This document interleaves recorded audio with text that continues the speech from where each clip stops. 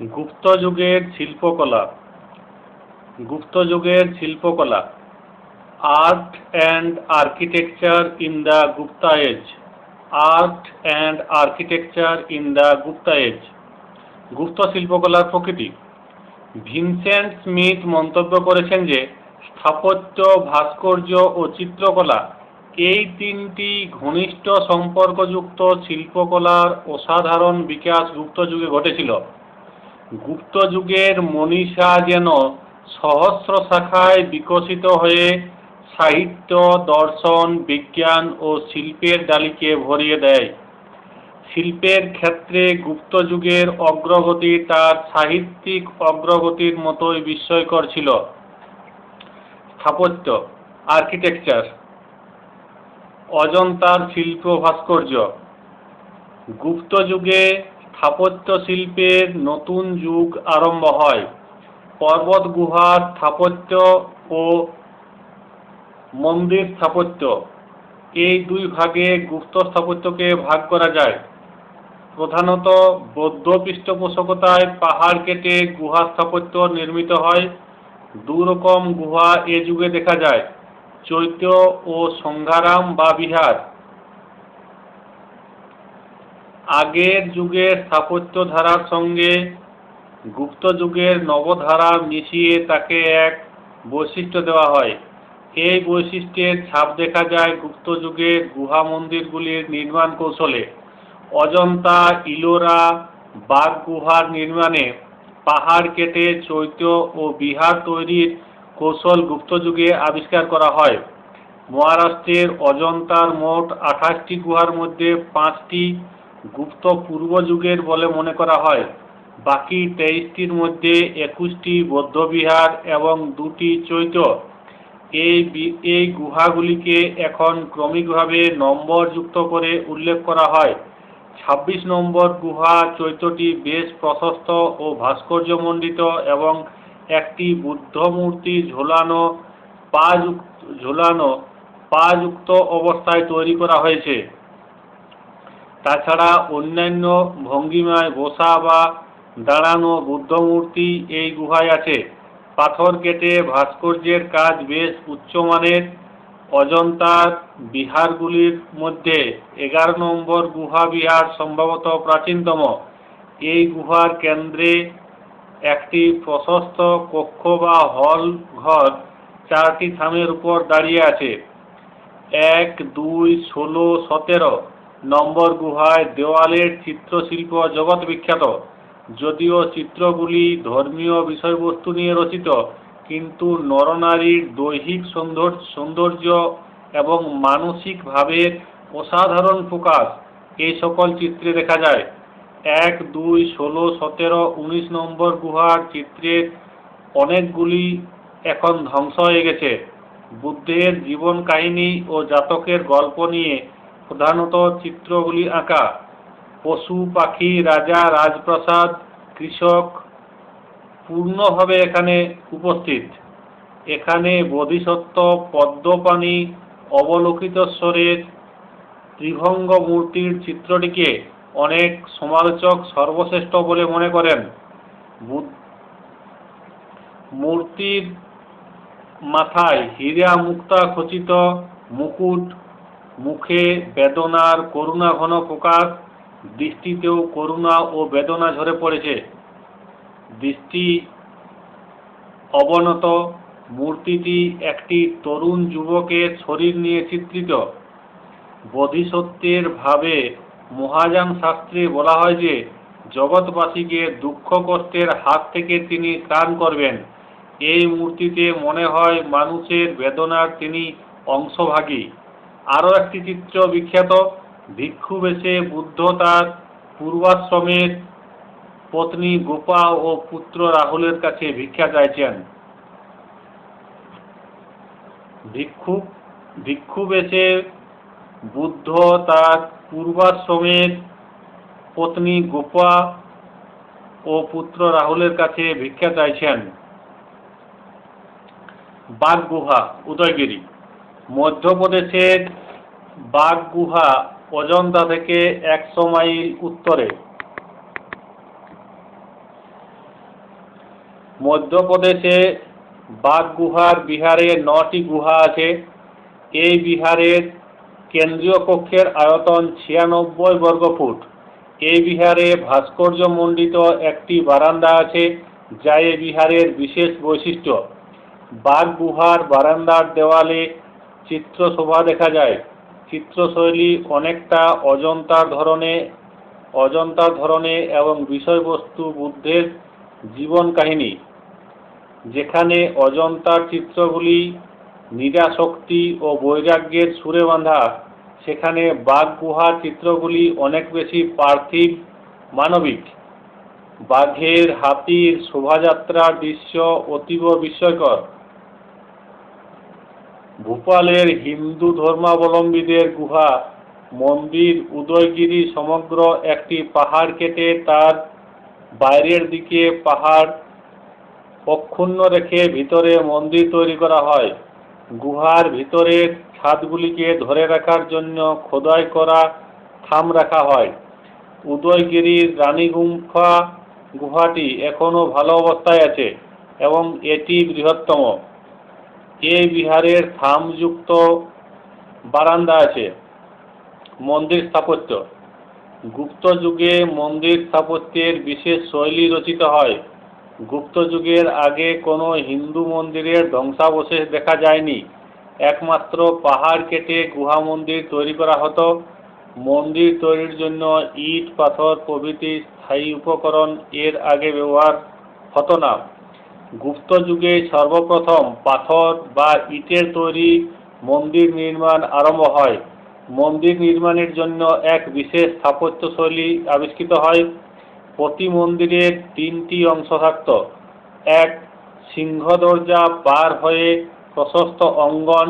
2, অঙ্গনের পর নাট মন্দির, সেখানে ভক্তজন সমবেত হতো।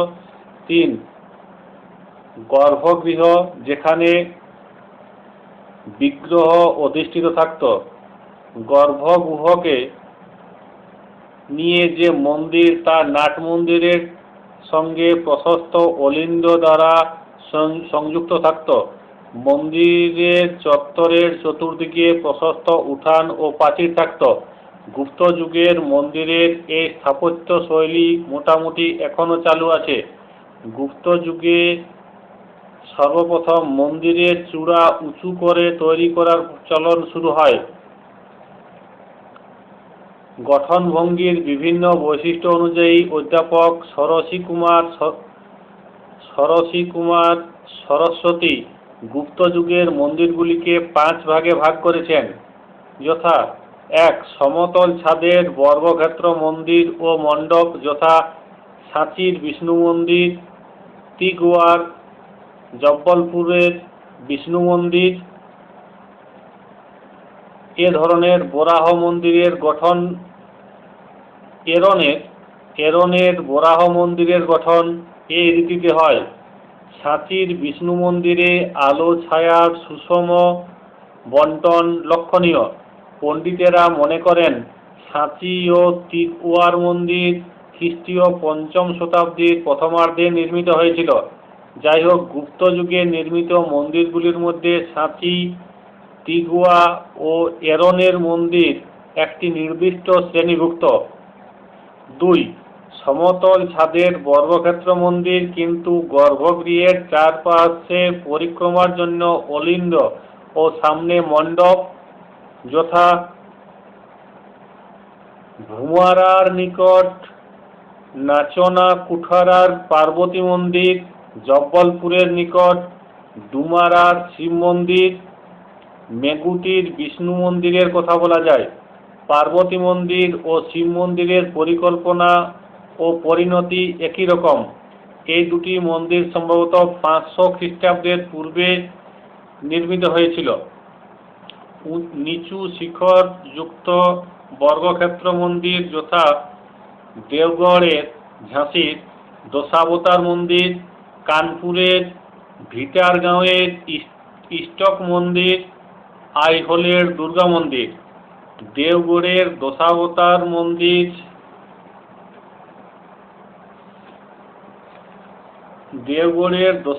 মন্দির পাথরের তৈরি ও পাথরের দেওয়ালে ভাস্কর্যের কাজ। এই মন্দিরের শিখর বা ধ্বজা 40 ফুট উঁচু। মন্দিরটি উঁচু প্রশস্ত বেদি বা দেবীপটের উপর স্থাপিত। দেওগড়ের মন্দিরের নির্মাণকাল অনেকের মতে ষষ্ঠ শতাব্দী। গুপ্ত স্থাপত্যের ছায়ায় এই মন্দির তৈরি হয়। ভিতারগাঁওয়ের মন্দিরের সঠিক সময় জানা যায়নি। ডক্টর সরস্বতীর মতে এই মন্দির গুপ্ত যুগেই তৈরি হয়। ভিতারগাঁওয়ের মন্দিরে গর্ভগৃহের গায়ে একটি পার্শ্ব প্রকোষ্ঠ দেখা যায় এবং গর্ভগৃহের সঙ্গে সংযোগের পথ আছে। ভিতারগাঁওয়ের মন্দিরের নির্মাণে বুদ্ধগয়ার মহাবোধি বিহারের প্রভাব দেখা যায় বলে তিনি মনে করেন। ভিতরগাঁওয়ের মন্দিরের শিখরটি পিরামিডের মতো। 4. মাঝখানে উঁচু, দুধারে ঢালু অর্থাৎ ধনুকের আকারে ছাদযুক্ত আয়তক্ষেত্র মন্দির এবং মন্দিরের পেছন দিক অর্ধবৃত্তের মতো। সোলাপুরের তের মন্দির এবং কৃষ্ণা জেলার কোপেতেশ্বর মন্দিরের পেছন দিক অর্ধবৃত্তের মতো। সোলাপুরের তের মন্দির এবং কৃষ্ণা জেলার কোপেতেশ্বর মন্দির এই শ্রেণীতে পড়ে। এই মন্দিরগুলির সময়কাল খ্রিস্টীয় চতুর্থ পঞ্চম শতাব্দী। এই মন্দিরগুলি আয়তনে ছোট। সম্ভবত বৌদ্ধ চৈত্যগুলিকে মন্দিরে রূপান্তরিত করা হয়। এই মন্দিরগুলির শিল্প স্থাপত্য অকিঞ্চিৎকর। 5. বৃত্তাকৃতি মন্দির যার চার কোণে কিছু অংশ বাইরে বেরিয়ে থাকত। রাজগৃহে অবস্থিত মণিনাগের মন্দির এই পর্যায়ে পড়ে। সম্ভবত চতুর্থ পঞ্চম শ্রেণীর মন্দিরগুলিতে গুপ্ত স্থাপত্যের মৌলিক চিহ্ন নেই। নাগর ও দ্রাবিড় শিল্পরীতি। যাই হোক, গুপ্ত যুগের মন্দিরের বৈশিষ্ট্য: 1. তার গঠনের মাল মশলা পাথর, ইট প্রভৃতি মজবুত ও স্থায়ী দ্রব্যে। 2. 3 মহলা মন্দিরে ক. সিংহদরজা, খ. মণ্ডপ, গ. মূল মন্দির। 3. মন্দিরের ভেতর অলিন্দ অঙ্গন পরিক্রমা পথে। 4. চূড়া বা শিখরে। 5. সমতল বা ঢেউ খেলানো ছাদে দেখা যায়। এই মন্দির স্থাপত্যের দ্রাবিড় রীতি বা নাগর রীতির প্রভাব লক্ষণীয়। যেমন দেওগড়ের দশাবতার মন্দির ও ভিতরগাঁওয়ের মন্দিরে নাগর শিল্পের গোড়াপত্তন হয়েছিল বলা হয়। নাগর শিল্পরীতির বৈশিষ্ট্য হল মন্দিরের ভিত পরিকল্পনা, ক্রস আকৃতি বিশিষ্ট ও রেক ধরনের শিখর। অন্যদিকে নাচনা কুঠারার পার্বতী মন্দির এবং আইহোল মন্দিরে দ্রাবিড় শিল্পরীতির সূচনা দেখা যায়। দ্রাবিড় শৈলীর মূল বৈশিষ্ট্য হল যে মন্দিরের ছাদ প্রস্বায়মান পিঁড়ি বা থাকের উপর্যুপরি বিন্যাসে নির্মিত। গুপ্ত যুগে ভারতের ভবিষ্যৎ মন্দির স্থাপত্যের মূল ভিত্তি রচিত হয়েছিল। ডক্টর সরসী কুমার সরস্বতী মনে করেন গুপ্ত ও সমকালীন যুগে উদ্ভাবিত নাগর ও দ্রাবিড় শিল্পরীতি মধ্যযুগের ভারতের মন্দির স্থাপত্যকে প্রভাবিত করেছিল। ভাস্কর্য, আর্কিটেকচার।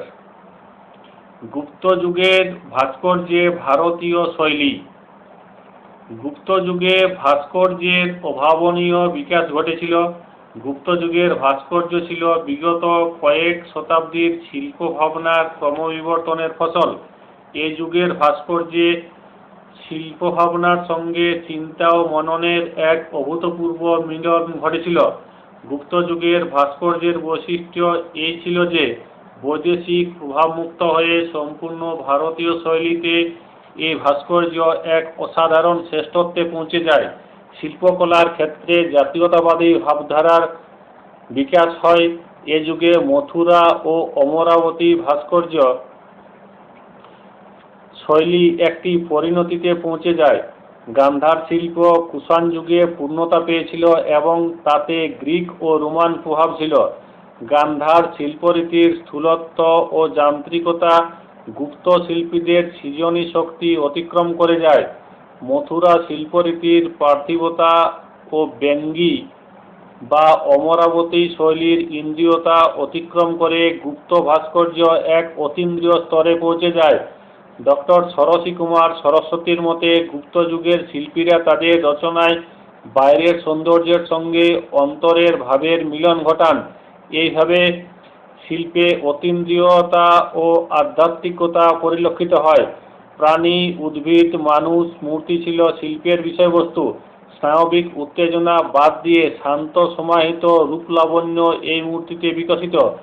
জীবনের গভীরতর ভাবে তা উদ্ভাসিত। শান্ত সংযমের সঙ্গে মনোভাব প্রকাশের জন্য বিভিন্ন মুদ্রার ব্যবহার, দেহের বিভিন্ন ভঙ্গিগুলি লক্ষ্য করার মতো মুদ্রায় যেমন হাত ও আঙ্গুলের ব্যবহার দেখা যায়, ভঙ্গে তেমনি দেহের দাঁড়াবার ভঙ্গি দেখা যায়। গুপ্ত যুগে ভাস্কর্য শিল্পরীতি গুপ্ত যুগে ভাস্কর্য শিল্পের তিনটি রীতি লক্ষ্য করা যায়। গুপ্ত যুগে ভাস্কর্য শিল্পের তিনটি রীতি লক্ষ্য করা যায়: মথুরা রীতি, সারনাথ রীতি ও পাটলিপুত্র রীতি। তাছাড়া কতকগুলি অপ্রধান শিল্পকেন্দ্র গড়ে উঠেছিল, যেমন উদয়গিরি, ভিলসিয়া, এরন, দেওগড়, দশপুর প্রভৃতি। মথুরা, সারনাথ ও পাটলিপুত্র ছিল প্রধানত বৌদ্ধ শিল্পকেন্দ্র। অপরদিকে উদয়গিরি, ভিলসিয়া, এরন, দেওগড় ও অন্যান্য স্থানে ব্রাহ্মণ্য ধর্মকে অবলম্বন করে গুপ্ত যুগে ভাস্কর্য ও মূর্তি শিল্পের বিকাশ হয়েছিল। মথুরা রীতি। মথুরায় লাল বেলে পাথরের তৈরি গৌতম বুদ্ধ ও বোধিসত্ত্বের মূর্তিগুলিতে গন্ধার শিল্পের প্রভাব ছিল। মথুরার বুদ্ধ মূর্তিগুলির মধ্যে উল্লেখযোগ্য জামালপুরে প্রাপ্ত খ্রিস্টীয় ৫ম শতাব্দীর দণ্ডায়মান বুদ্ধ মূর্তি, কাটরায় প্রাপ্ত খ্রিস্টীয় ৬ষ্ঠ শতাব্দীর বুদ্ধ মূর্তি, কুশীনগরে প্রাপ্ত খ্রিস্টীয় ৫ম শতাব্দীর শয়ান বুদ্ধ মূর্তি, এলাহাবাদের কাছে মানকুয়ারে প্রাপ্ত খ্রিস্টীয় ৫ম শতকের মুন্ডিত মস্তক বুদ্ধ মূর্তি, বোধগয়াতে প্রাপ্ত খ্রিস্টীয় ৪র্থ শতাব্দীতে আসীন বুদ্ধ মূর্তি এবং সাঁচিতে প্রাপ্ত আসীন বুদ্ধ মূর্তি। শিল্প বিশেষজ্ঞগণ মনে করেন, গঠন ও মূর্তিতত্ত্বের দিক থেকে এই বুদ্ধ মূর্তিগুলি খ্রিস্টীয় ১ম-২য় শতাব্দীর ট্র্যাডিশন বহন করে চলেছে বটে, কিন্তু কুষাণ যুগের স্থূলতা ও বিশালতা অনেক পরিমাণে গুপ্ত যুগে সংযত ও নিয়ন্ত্রিত হয়েছিল। মূর্তিগুলিতে আধ্যাত্মিক আনন্দের অভিব্যক্তি অনুপস্থিত। বোধগয়ার মথুরা রীতিতে নির্মিত বুদ্ধ মূর্তিটি বিশেষ বিখ্যাত। বোধগয়ার মূর্তি সম্ভ্রম ও শ্রদ্ধা জাগায়। সারনাথ রীতি। সারনাথ শিল্পরীতির বুদ্ধ মূর্তিগুলিতে বিদেশি প্রভাব ছিল না। বুদ্ধ মূর্তি তৈরি ছাড়াও গৌতম বুদ্ধের জীবনের বিভিন্ন ঘটনাবলী প্রস্তরখণ্ডে উৎকীর্ণ হয়েছে। পুরোপুরি ভারতীয় শৈলীতে নির্মিত সারনাথের ভাস্কর্য শিল্প অসাধারণ গুরুত্ব লাভ করেছে। সারনাথের বুদ্ধ মূর্তিগুলি চুনারের বেলে পাথরে নির্মিত হয়েছে। সারনাথে পাওয়া বুদ্ধ মূর্তিগুলি হল গুপ্ত যুগের ভাস্কর্যের শ্রেষ্ঠ নিদর্শন। ভারতীয় শিল্পের এক স্বতন্ত্র কেন্দ্র হিসাবে সারনাথের মূর্তিগুলিকে বিবেচনা করা হয়ে থাকে। সারনাথে বুদ্ধের করুণাঘন ধ্যানী রূপ প্রকাশ পেয়েছে। সারনাথে সর্বপ্রথম বুদ্ধ ধর্ম প্রচার করেন। একে বলা হয় ধর্মচক্র প্রবর্তন। এই ঘটনাকে স্মরণীয় করে রাখা হয়েছে একটি ব্যাখ্যান মুদ্রাযুক্ত উপবিষ্ট বুদ্ধ মূর্তির মাধ্যমে। এটি অর্ধনিমীলিত, ধ্যাননেত্র, করুণাঘন, জীবমুক্তিদায়ী, কল্যাণবাণী দানরত বুদ্ধের প্রস্তর মূর্তি। মূর্তির পাদপীঠে ধর্মের প্রতীক হিসাবে চক্র উৎকীর্ণ হয়েছে। মূর্তির দুপাশে গৌতম বুদ্ধের 5 শিষ্যের মূর্তি রয়েছে, যাদের কাছে বুদ্ধ সর্বপ্রথম ধর্ম প্রচার করেন। বাম কোণে শিশু সহিত এক নারী মূর্তিও উৎকীর্ণ হয়েছে, যাকে বুদ্ধ মূর্তিটির দাতা বলে মনে করা হয়। এই মূর্তি প্রাচীন ভারতীয় ভাস্কর্য শিল্পে অতি উন্নত মানের পরিচয় দেয়। পেলব অঙ্গ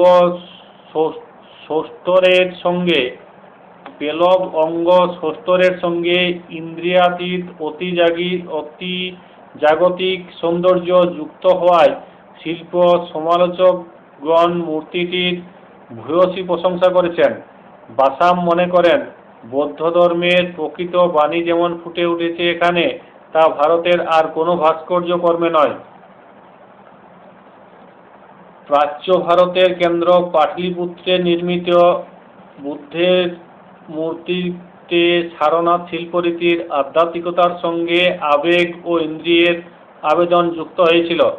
ভাগলপুরের নিকট সুলতানগঞ্জে প্রাপ্ত তামার তৈরি বড় আকারের বুদ্ধ মূর্তি, নালন্দায় প্রাপ্ত বড় আকারের ধাতুর তৈরি বুদ্ধ মূর্তি, রাজগীরের মণিয়ার মঠে প্রাপ্ত মূর্তিগুলি,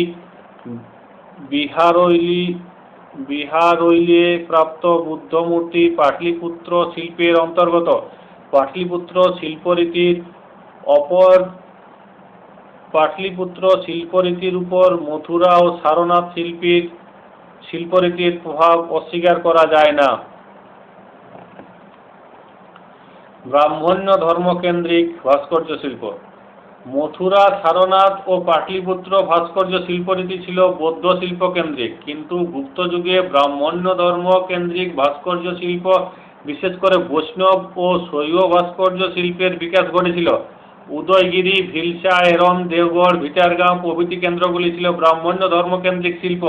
মালবে, ভিলসার, উদয়গিরিতে খ্রিস্টীয় 5ম শতকের বরাহ অবতারের রিলিফ বিশেষ বিখ্যাত। এখানে অরাজকতা ও ধ্বংসের বিরুদ্ধে বরাহরূপী বিষ্ণুর প্রচণ্ড তেজ ও শক্তি যেন ফুটে উঠেছে। এই মূর্তি যেন মানুষের মনে আশা বিশ্বাস সৃষ্টি করে। ডক্টর নিয়ারঞ্জনের মতে এই বরাহ মূর্তি খ্রিস্টপূর্ব 2য় শতকের ভাস্কর্যের সঙ্গে খ্রিস্টীয় 6ষ্ঠ শতকের বাদামি ইলোরা ভাস্কর্যের যোগসূত্রের কাজ করছে। দেওগড়ের দশাবতার মন্দিরের অনন্ত সজ্জায় বিষ্ণু রিলিফের কাজ উল্লেখযোগ্য, তবে সারনাথের তুলনায় মাজা ঘষা কম ও উজ্জ্বলতা কম। এলাহাবাদের কাছে কোসমের শিব পার্বতী রিলিফ, দেওগড়ের মন্দিরে রামায়ণের রিলিফের কাজ উল্লেখযোগ্য। সারনাথের থেকে দেওগড়ের মূর্তিগুলির পার্থক্য এই যে, সারনাথের মূর্তি পরস্পর থেকে বিচ্ছিন্ন আর দেওগড় পরস্পর সংযুক্ত।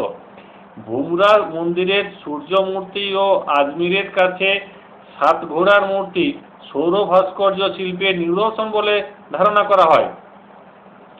মন্তব্য: শিল্প সমালোচকগণ মনে করেন যে দীর্ঘকাল ধরে ভারতবর্ষে শিল্পের ক্ষেত্রে যে বিবর্তন ঘটে চলেছিল তার পরিণতি ঘটেছিল গুপ্ত যুগে, বিশেষ করে মথুরা ও সারনাথ শিল্পে। এর মধ্যে আবার সারনাথ শিল্পে শিল্প প্রতিভা সার্থকতার শীর্ষে পৌঁছেছিল। সারনাথের বৌদ্ধমূর্তি সূক্ষ্মতা ও রুচিবোধের পরিচয় দেয়। পূর্ব ও পশ্চিম ভারতের ভাস্কর্য শিল্প নিদর্শনগুলির তুলনা করা যেতে পারে।